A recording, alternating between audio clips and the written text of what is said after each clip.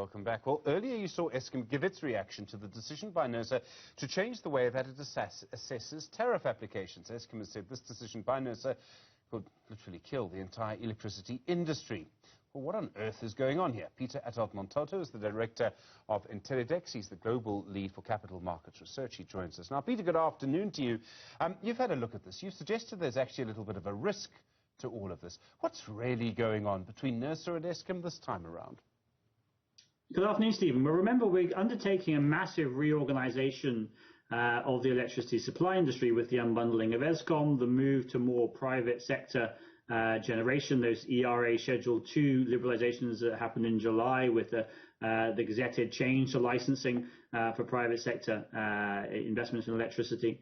And all of this is necessitating a very different look at how tariffs are done. Very, very simplistically, not to go into all the details, there's reams and reams of detail on this, but very simplistically, in the past, Eskom was allowed to have a certain amount of revenue, and it all trickled down to people's household tariffs from there. The change now is that all these different components of the electricity supply industry will have their sort of individual little tariffs that will then aggregate up into sort of an implied Eskom tariff. It's really a bottom-up as opposed to a top-down framework. So this is a good change. The problem is that it's happening at the wrong time, just as Eskom needs clarity on the next 5 years of tariffs to give clarity to businesses and to consumers, and very tight timelines. We are sailing pretty quickly towards the end of this fiscal year in March. So, I mean, Eskom then, from what you're saying, has a case to be angry at Nersa. It's allowed to be frustrated by this. Well, I think most people looking at these documents, there are reams and reams of documents on this change, would expect this maybe as a year process or so that you would do to undertake a change to pricing methodology. And that it can and should have happened maybe, mid-cycle through these 5-yearly tariff cycles, a year and a half or so, or 2 years ago. But instead it's happening right up against the end of this current 5-year tariff cycle. Now, theoretically, if Eskom doesn't get given a tariff, it wouldn't be able to charge anyone any money, which sounds great, but it would default and it would be pretty much a fiscal nightmare. And that's, of course, not going to happen. Or we hope it's not going to happen if we can get some clarity by the end of March. But Eskom is worried about it, and hence they are going to the courts to try and get some clarity on how to move forwards. It's quite strange that Nersa can't just withdraw it. I mean, is there no other way? I mean, we spoke to Eskom about 40 minutes ago, and they suggested actually court was the only option. I mean, and that can lead to quite a contested, combative process. Exactly, and we've seen in the past the courts have started to rule in Eskom's favour. One of the judgments, there's been so many of these tariff judgments now in the past 18 months, the Bobat judgment really centred very firmly that Eskom kind of gets the benefit of the doubt because it's so important for basically the stability of the economy and electricity supply, and for the stability of the fiscus as well. So Eskom probably would win a court case if it was sensible in what it was asking for. But what we should see really is Eskom say, this is our new methodology. We want some public consultation. It's going to be a year process.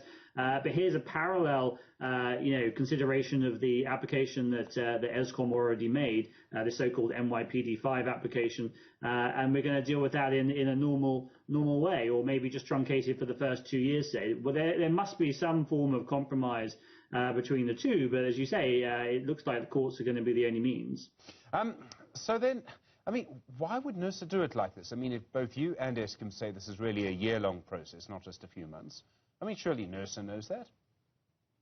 Well, I think there's a view out there that perhaps you can undertake this very truncated public consultation process. You can squeeze this all in. Theoretically, maybe you can. But as we know, for these consultation processes, the amount of contestation that comes out of them, really trying to do these squish processes leads normally to court cases, to challenges, to review, judicial review later on process as well as on substance. And I think that's the key fear here. Yes, theoretically, you could do all this by the end of the year, but in reality, it really is stretching things. Okay, so it all goes to court. What does that mean then for the longer-term implications about the new process, which you say is a good thing, the new tariff application process that would be followed? Presumably it means there's a delay there too. So as Eskom sort of unbundles, as we have these changes, the entire process there could be delayed as well if this isn't handled correctly. Potentially, and that's why we need to see Nersa establishing a proper timeline on the new process. Remember that the ISMO, the Independent Transmission System Market Operator, is meant to be unbundled through the end of this year. This process is continuing. There's been great success for Andre de Ruyter about how that's been progressing. Big focus in the future. The climate envoys in South Africa last week. A big focus of all this coming together is on transmission investment, having a proper transmission tariff underneath everything else that will actually crowd in a lot of local and global investment into transmission. That's getting electricity right across from one side of the country to the other. These are all crucial things, and they all ultimately, in some shape or form, do come back to the tariff, and hence its central importance to the future of the electricity system. And of course, then fiscal risk as well. If you're not getting the right tariffs out the back end of this, you may be getting underinvestment, but maybe you're increasing fiscal risk as well by creating more problems on Eskom's balance sheet. Is Nersa explaining why it's done this? I mean, have you seen a full explanation from them? Not in any detail, no, of why they've selected these timelines, etc. There's been very little from them on that front. Peter Attard Montalto, I really appreciate the time. Thank you from Intellidex, of course, the analysts there on the line from London.